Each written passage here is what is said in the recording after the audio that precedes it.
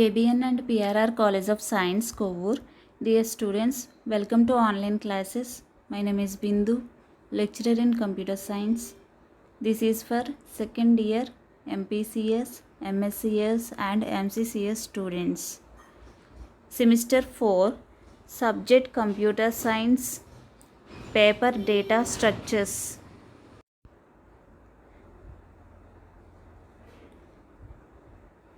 Previous క్లాస్లో already చెప్పుకున్నాం. Class అంటే ఏంటి, ఆబ్జెక్ట్స్ 2 మెథడ్స్లో డిక్లేర్ చేయొచ్చు, క్రియేట్ చేయొచ్చు అని చెప్పుకున్నాం. Okay, syntax 1, syntax 2. ఇక్కడ సింటాక్స్ 1 చూడండి, మళ్ళీ ఒకసారి క్లాస్ నేము, ఆబ్జెక్ట్ నేమ్ డిక్లేర్ చేసాం, నెక్స్ట్ క్రియేట్ చేసాం. ఓకే, ఆబ్జెక్ట్ని ఇనిషియలైజ్ చేసాం.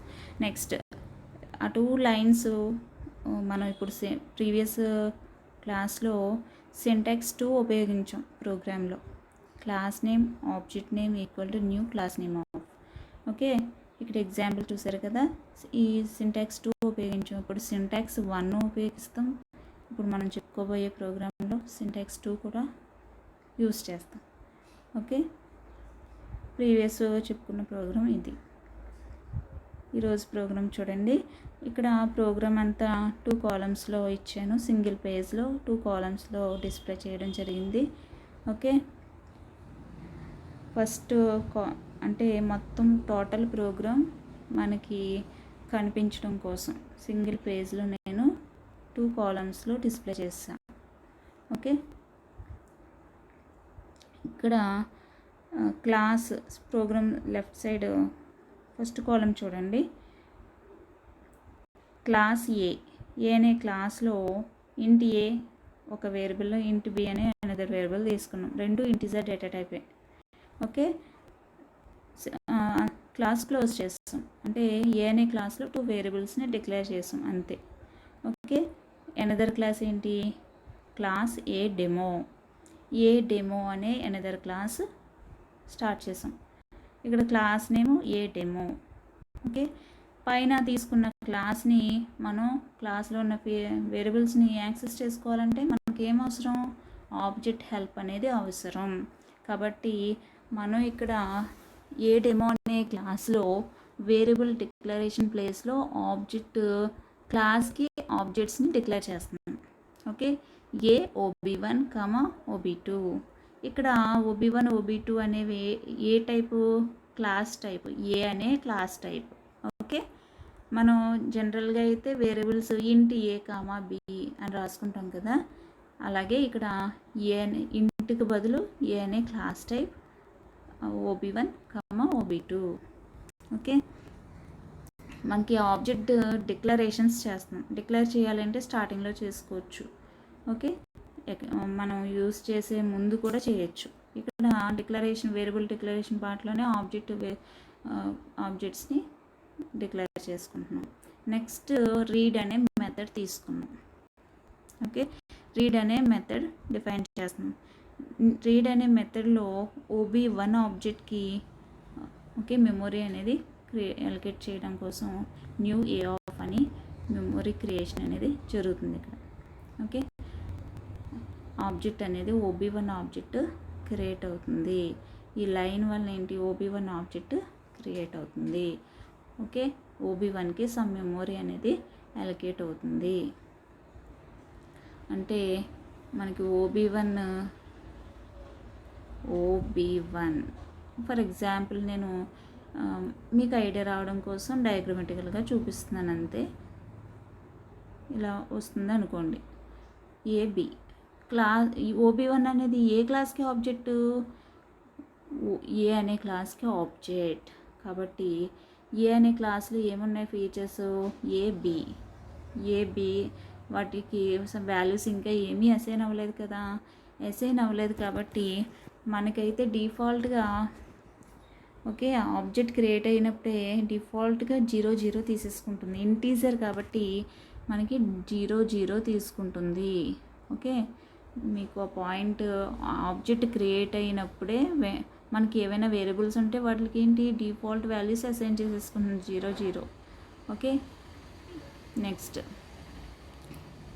ఇలా ఒక ఆబ్జెక్ట్కి సమ్ లొకేషన్ కూడా ఉంటుంది. ఆ లొకేషన్ అడ్రస్ అనేది మనకి కరెక్ట్గా తెలీదు. మీకు అడ్రస్ ఎందుకు చెప్తున్నానో నెక్స్ట్ పాయింట్స్లో అర్థమవుతుంది. ఇక్కడ ఫర్ ఎగ్జాంపుల్ అడ్రస్ 1005 అనుకుందాం. ఇలాగే ఉండదు. మెమొరీ అనేది సిస్టంలో అలొకేట్ అయినప్పుడు మెమొరీ అడ్రస్ ఇలా ఉంటుందని కాదు, వేరేది ఉండొచ్చు. మనకి ఫర్ ఎగ్జాంపుల్ అని ఇలా ఇచ్చుకున్నాం. ఓకే, మీకు OB1కి మెమొరీ అలొకేట్ అయింది. ఆ మెమొరీలో AB అనేవి స్టోర్ అయినాయి అని అనుకుందాం. ఓకే, డిఫాల్ట్గా ఆబ్జెక్ట్ క్రియేట్ చేసినప్పుడు డిఫాల్ట్ వాల్యూస్ ఏంటి, ఇంటీజర్కి 00 అసైన్ అవుతాయి. నెక్స్ట్ OB1.a, నెక్స్ట్ లైన్ ఏంటి, OB1.a ఈక్వల్ టు, అంటే ఏ అనే క్లాస్కి OB1 అనేది ఆబ్జెక్ట్ ఇక్కడ క్రియేట్ అయింది. క్రియేట్ అయినప్పుడు మనకి ఏ అనే క్లాస్లో ఉన్న ఏని యాక్సెస్ చేసుకొని, ఓకే, వేరియబుల్స్ని యాక్సెస్ చేసుకొని వాటిలోకి సమ్ వాల్యూస్ని అసైన్ చేయాలి అనుకుంటున్నాం. అప్పుడు ఏమవుతుంది, OB1 డాట్ అని ఆ వేరియబుల్ నేమ్ రాసుకోవాలి. Okay, equal to 10. OB1 dot B equal to 20 అని ఈ 2 లైన్స్ రాసుకున్నాం. ఓకే, ఇక్కడ ప్రోగ్రాము ఇక్కడ వరకు మనం వాల్యూస్ అనేవి అసైన్ చేసుకున్నాం. అంటే డిఫాల్ట్గా అసైన్ చేసిన వాల్యూస్ ఎరేజ్ అయిపోయి ఇప్పుడు ఏమవుతాయి, ఏలో 10 వచ్చి స్టోర్ అవుతుంది, బిలో 20 వచ్చి స్టోర్ అవుతుంది. ఓకే, 10 బిలో 20 స్టోర్ అవుతాయి. ఓకే, ఇక్కడ నేను మాడిఫై చేశాను, పైన బాక్స్కి డ్రా చేశాను కదా, ఏకి సమ్ బాక్స్, అందులో 10, బికి 20 అనేది ఇక్కడ మనం ఏవైతే స్టేట్మెంట్స్ ఇచ్చామో అవే అక్కడే అసైన్ అవుతాయి. అంటే ఇంటర్నల్గా అలా చేంజ్ అవుతాయని చెప్పుకుంటున్నాం.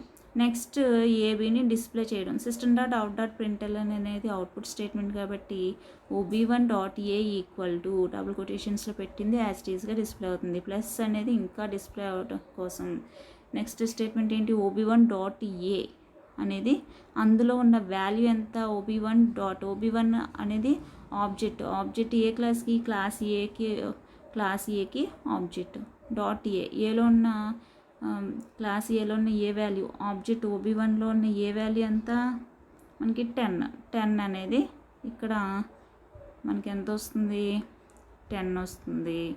నెక్స్ట్ అంటే OB1.a ఈక్వల్ టు అని ఇక్కడ OB1.a మామూలుగా రాసాం, కొటేషన్స్లో డబుల్ కొటేషన్స్లో పెట్టింది యాజ్ ఇట్ ఈస్గా అదే ప్రింట్ అయిపోతుంది. మామూలుగా రాస్తే మాత్రం అందులో ఉన్న వాల్యూ వచ్చి డిస్ప్లే అవుతుంది కాబట్టి 10 డిస్ప్లే అవుతుంది. నెక్స్ట్ లైన్లో ఏంటి, OB1.b equal to display plus OB1.b అంటే OB1.bలో ఏం స్టోర్ చేసాం, 20 అనేది డిస్ప్లే అవుతుంది. ఓకే, నెక్స్ట్ లైన్ చూడండి, system.out.println జస్ట్ println అని సెమీకోలన్ పెట్టేసాం. ఇది న్యూ లైన్ తీసుకోవడం కోసం, ఒక లైన్ ఎంటీ లైన్ డిస్ప్లే అవ్వడం కోసం మనకి ఈ లైన్ రాసుకున్నాం. నెక్స్ట్ ఇక్కడ వరకు అర్థమైందమ్మా అందరికీ. ఇక్కడ ఈ 2 లైన్స్కి అవుట్పుట్ ఏ విధంగా వచ్చిందో నేను చూపిస్తాను చూడండి. అవుట్పుట్లో చూస్తే ఇక్కడ అబ్జర్వ్ చేసారా, ఇక్కడ ఫస్ట్ 2 లైన్స్, ఫస్ట్ లైన్ ఏంటి, కంపైల్ చేయడం కోసం, నెక్స్ట్ రన్ చేయడం కోసం. ఫస్ట్ లైన్ జావాసీ అనేది కంపైల్ చేయడం, ప్రోగ్రామ్ నేమ్ .java కంపైల్ చేసాం. నెక్స్ట్ జావా అనేది రన్ చేయడం కోసం జావా టూల్ యూజ్ చేసుకుంటాం. మెయిన్ మెథడ్ ఏ క్లాస్లో రాసామో ఆ క్లాస్ నేమ్ తోటి రన్ చేసుకోవాలి. నెక్స్ట్ మనకి ఇప్పుడు 2 లైన్స్ అన్నాం కదా, OB1.a OB1.b 10, 20 వాల్యూస్ డిస్ప్లే అయినాయి. అబ్జర్వ్ చేశారు ఇక్కడ 10, 20 ఇక్కడ వరకు అవుట్పుట్ ఎక్స్ప్లెయిన్ చేసుకున్నాం. ఓకే, నెక్స్ట్ మళ్ళీ ప్రోగ్రాంలోకి చూడండి, ఎంటర్ అయ్యాం. ఇక్కడ మనం ఇక్కడ వరకు ఎక్స్ప్లెయిన్ చేసుకున్నాం, ఇక్కడ వరకు అయింది. Okay, next OB2 equal to OB1. ఈ OB2 ఈక్వల్ టు OB1 చెప్పే ముందు మనం ఏం చెప్పుకుందామంటే, ఇప్పుడు A ఈక్వల్ టు 10 ఉంది. Okay, B equal to A రాసామనుకోండి, మనకి Bలో ఎంత ఉన్నట్టు, ఇప్పుడు Aలో 10 ఉంది కదా, ఆ 10 వచ్చే Bలో కూడా స్టోర్ అవుతుంది, అంతే కదా. B ఈక్వల్ టు A అంటే ఏ వాల్యూ వచ్చి Bలో స్టోర్ అవుతుంది. ఓకే, అంటే ఏకి సమ్ మెమొరీ ఇలా అలొకేట్ అయితే ఇప్పుడు second statement B equal to A అని రాయగానే బి వాల్యూ కూడా 10 కదా, అంటే ఏ ఇచ్చినది బిలో కూడా 10 అనేది స్టోర్ అవుతుంది. అంటే సేమ్ ఇదే బాక్స్కి బి అనే నేమ్ కూడా పెట్టుకోవచ్చు. ఓకే, ఈ లైన్ అర్థమైంది కదా. సేమ్ ఒకే వాల్యూ రెండిట్లకి అప్లై అవుతుంది. ఇక్కడ కూడా అంతే, అక్కడ వాల్యూస్ అప్లై అవుతాయి, ఇక్కడ మెమొరీస్ అప్లై అవుతుంది. ఓకే, ప్రీవియస్ అబ్జర్వ్ చేశారు కదా, ఇక్కడ ఏ బి రెండిట్లకి సెపరేట్గా ఉన్నాయి, ఇవి values. Okay, A equal to 10 అనగానే ఏలోకి వెళ్ళి 10 స్టోర్ అవుతుంది. బి ఈక్వల్ టు ఏ అనగానే ఏలో 10 ఉంది కదా, బిలో కూడా 10 స్టోర్ అవుతుంది. ఓకే, ఇక్కడ వాల్యూస్ మీద అప్లై చేస్తాం వీటిని. ఓకే, ఇక్కడ మనం మెమొరీస్, ఆబ్జెక్ట్ అంటే సో మెమొరీ అలొకేట్ అవుతుందని చెప్పుకుంటున్నాం కదా ఆబ్జెక్ట్కి. ఇక్కడ OB2కి మనం జస్ట్ డిక్లేర్ చేసాం, పైన క్రియేట్ చేయలేదు. OB1ని అయితే క్రియేట్ చేసాం, సమ్ మెమొరీ అలొకేట్ అయింది, వాల్యూస్ కూడా ఇన్సర్ట్ చేసాం. అక్కడ వరకు ప్రోగ్రామ్ ఇలా ఉంది కదా. OB1 అని ఇక్కడ సమ్ మెమొరీ అని చెప్పుకున్నాం. ఓకే, 2 ఎంతో ఇచ్చాము అడ్రస్. నెక్స్ట్ ఏ అని 10, బి 20 అని అసైన్ చేసుకున్నాం. ఇలా ఉంది కదా OB1. ఇప్పుడు OB1 అడ్రస్ని సమ్ మెమొరీ అలొకేట్ అయింది, ఆ మెమొరీ ఇది అనుకోండి, అది OB2లోకి అసైన్ చేస్తున్నాం. అంటే OB2 కూడా సేమ్ మెమొరీ కదా, అప్పుడు OB2 వచ్చేసి సేమ్ OB1లో ఏదైతే ఉంటుందో OB2లో కూడా సేమ్ అదే అసైన్ చేస్తాం. ఇప్పుడు OB2 ఉపయోగించి, అంటే సేమ్ ఏబీ వాల్యూస్ ఉన్నట్టే కదా OB2లో కూడా.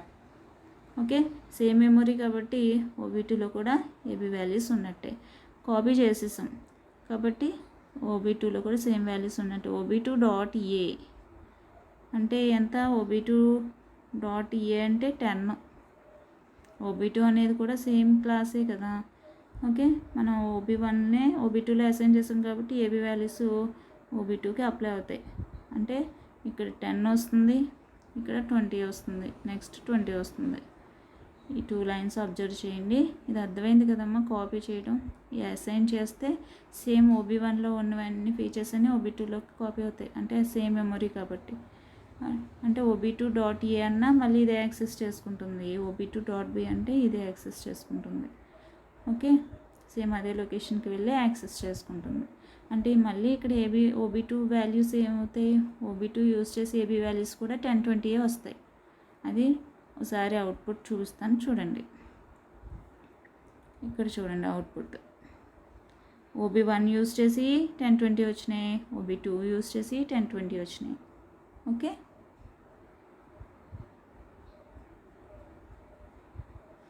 నెక్స్ట్ మనకి సెకండ్ కాలం చూడండి. OB2ని ఇందాక అయితే OB1ని అసైన్ చేస్తాం, ఇప్పుడు మళ్ళీ క్రియేట్ చేస్తున్నాం. OB2ని ఏం చేస్తున్నాం, క్రియేట్ చేస్తున్నాం. ఇలా చేయొచ్చు, అసైన్ చేసుకున్నాక మళ్ళీ దానికి అనదర్ మెమొరీ, ఇప్పుడు మెమొరీ అనేది అలొకేట్ అవుతుంది, సమ్ మెమొరీ సెపరేట్గా.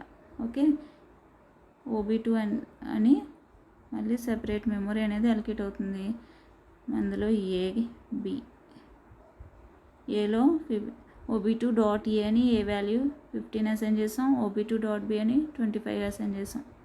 అంటే 15 ఏలో 15, బిలో 25 అసైన్ చేసుకున్నాం. ఓకే, ఇప్పుడు OB2.a అంటే 15 వస్తుంది, OB2.b అంటే ఎంత వస్తుంది, 25 వస్తుంది. అర్థమైందా అందరికీ? ప్రీవియస్ అయితే OB1ని అసైన్ చేసాం కాబట్టి OB1లో ఏవైతే వాల్యూస్ ఉన్నాయో ఏ వాల్యూ 10, బి వాల్యూ 20 తీసుకున్నాం, అవే OB2 కూడా వచ్చేసినాయి, ఎందుకని సేమ్ అసైన్ చేసాం కాబట్టి. ఇక్కడ చూడండి, సెకండ్ కాలంలో మళ్ళీ న్యూ ఏ ఆఫ్ అని క్రియేట్ చేసాం, మెమొరీ మనకి అలొకేట్ అవుతుంది. మళ్ళీ ఆబ్జెక్ట్ OB2 ఆబ్జెక్ట్ మళ్ళీ క్రియేట్ చేసుకుంటున్నాం. క్రియేట్ చేసుకున్నప్పుడు సెపరేట్ మెమొరీ అనేది అలొకేట్ అవుతుంది మనకి.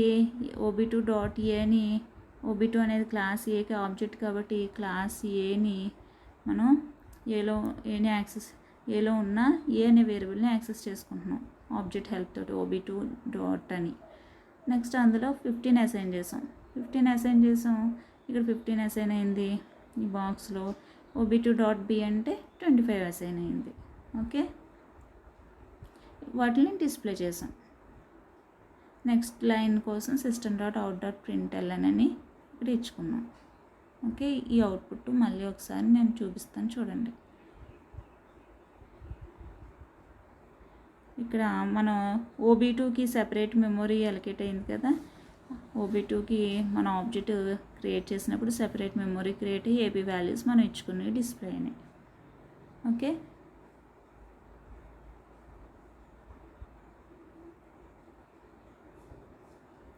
నెక్స్ట్ ఇప్పటి వరకు మనం ముందుగానే డిక్లేర్ చేసుకున్నవి వాటికి ఆబ్జెక్ట్ క్రియేషన్ అనేది చేసాం. ఇప్పుడు డిక్లరేషన్ క్రియేషన్ సింగిల్ లైన్లో న్యూ ఆబ్జెక్ట్ OB3 అనే ఆబ్జెక్ట్ అనేది న్యూ ఆబ్జెక్ట్ తీసుకుంటున్నాం. ఇవన్నీ కూడా జస్ట్ మీకు తెలియడం కోసం మాత్రమే ఈ ప్రోగ్రామింగ్. ఓకే, ఇక్కడ OB3ని ఆబ్జెక్ట్ క్రియేట్ చేసాం. OB3 అనే ఆబ్జెక్ట్ని క్రియేట్ చేసాం.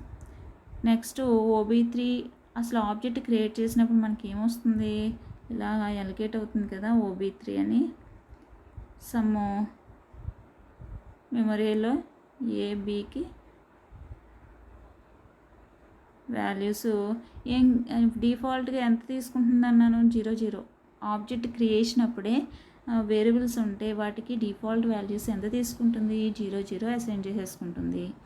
నేను అసైన్ చేసుకుంటుంది అని చెప్పాను కదా, కాబట్టి నిజంగా అసైన్ అయినాయా లేదా ఒకసారి డిస్ప్లే చేస్తే తెలుస్తుంది కదా. డిస్ప్లే చేసేస్తున్నాం. OB3.A OB3.B అని వాటిని యాక్సెస్ చేసుకున్నాం. అంటే AB ఎంత ఉన్నాయి, 0. ఓకే, నెక్స్ట్ ఇక్కడ 0 డిస్ప్లే అవుతాయి. నెక్స్ట్ న్యూ లైన్ కోసం system.out.println. నెక్స్ట్ పైన 0 ఇక్కడ డిస్ప్లే అయిపోయినాయి. నెక్స్ట్ ఏం చేస్తున్నాము, OB3.A అని వాటి వాల్యూస్ చేంజ్ చేస్తున్నాం. 100 ఈసారి 0 ఎరేజ్ అయిపోయి ఇక్కడ ఎంత 100 అనేది వస్తుంది. ఓకే, నెక్స్ట్ OB3.B = 200 అంటే ఇక్కడ మనకి 200 అనేది అసైన్ అవుతుంది. అబ్జర్వ్ చేశారా, పైన బాక్స్లో నేను మోడిఫై చేశాను values. Okay, A value 100, B value 200. అంటే ఇప్పుడు మనకి ఇక్కడ OB3.A అంటే 100, OB3.B అంటే 200 డిస్ప్లే అవుతాయి. పైన అనుకోండి ఇక్కడ ఏం డిస్ప్లే అయినాయి, 0 డిస్ప్లే అవుతాయి. ఇక్కడ 100, 200 డిస్ప్లే అవుతాయి. 100, 200 డిస్ప్లే అవుతాయి. కాబట్టి అయినాయో లేదో ఒకసారి నేను అవుట్పుట్ చూపిస్తాను చూడండి. ఇక్కడ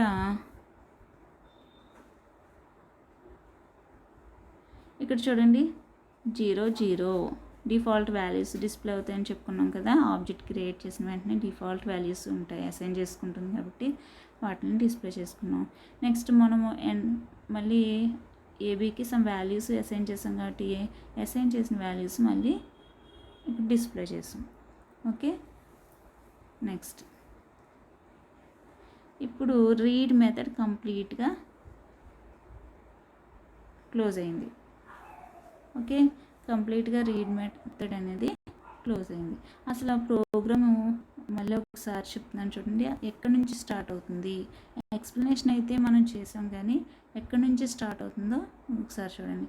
క్లాస్ A డిజైన్ చేసుకున్నాం. క్లాస్ A డెమో అనేది డిజైన్ చేసుకున్నాం. A డెమోలో main method.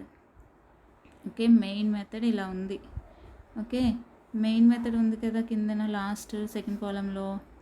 A demo class నుంచి స్టార్ట్ అవుతుంది. అంటే మెయిన్ మెథడ్ ఏ క్లాస్లో రాసాం, A డెమో అనే క్లాస్లో రాసాం. అక్కడ A డెమోకి ఆబ్జెక్ట్ క్రియేట్ చేసాం. అంటే రీడ్ మెథడ్ని కాల్ చేయాలి అన్నా మనం మెయిన్ ఫంక్షన్లో మెయిన్ మెథడ్లో A డెమోకి ఆబ్జెక్ట్ క్రియేట్ చేయాలి. AD అనే ఆబ్జెక్ట్ క్రియేట్ చేసి AD.read అని కాల్ చేసాం. ఓకే, మనం మెయిన్ మెథడ్లో మనకు ఆబ్జెక్ట్ క్రియేట్ చేసాం. అంటే A డెమో అనే క్లాస్లోనే ఉంది మెయిన్ మెథడ్, రీడ్ మెథడ్ కూడా. అండ్ రీడ్ మెథడ్ని యాక్సెస్ చేసుకోవాలి అంటే మనం కాల్ చేయాలంటే మనం మెయిన్ అనేది స్టాటిక్ మెథడ్ కాబట్టి రీడ్ మెథడ్ని యాక్సెస్ చేయాలంటే ఆబ్జెక్ట్ హెల్ప్ తోటి చేయగలం. కాబట్టి A డెమో అనే క్లాస్కి ఆబ్జెక్ట్ AD అని క్రియేట్ చేసాం.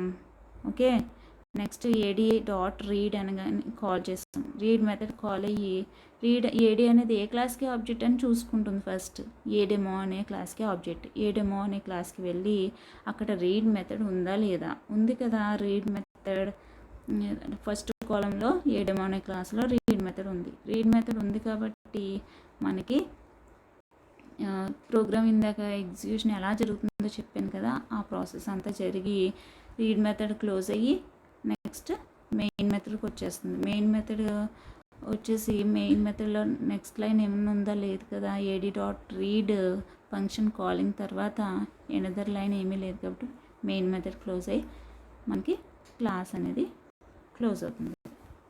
ఈ ప్రాసెస్ అనేది ఇలా జరుగుతుంది. ఓకే, ఫస్ట్ ప్రోగ్రామ్ ఎక్కడి నుంచి స్టార్ట్ అవుతుంది అంటే మెయిన్ ఫంక్షన్ నుంచే స్టార్ట్ అవుతుంది, మెయిన్ మెథడ్ నుంచి స్టార్ట్ అవుతుంది. ఓకే, టెర్మినేట్ ఎక్కడ అవుతుందంటే మెయిన్ మెథడ్ నుంచి, అంటే స్టార్ట్ అయినా ఎండ్ అయినా మెయిన్ ఫంక్షన్ నుంచే స్టార్ట్ అవుతుంది, మెయిన్ ఫంక్షన్ నుంచి ఎండ్ అవుతుంది. మన జావాలో మెథడ్స్ అని కాల్ చేసుకుంటాం ఫంక్షన్స్ని. ఓకే, ఇవి ప్రోగ్రామ్ కూడా నీట్గా అబ్జర్వ్ చేయండి. 2 వేస్లోనూ ఆబ్జెక్ట్స్ డిక్లేర్ చేసి క్రియేట్ చేయడం, ఇవి కూడా మీకు డిఎస్లో యూజ్ అవుతుంది కాబట్టి ఇది కూడా నీట్గా అర్థం చేసుకోండి. ఓకే.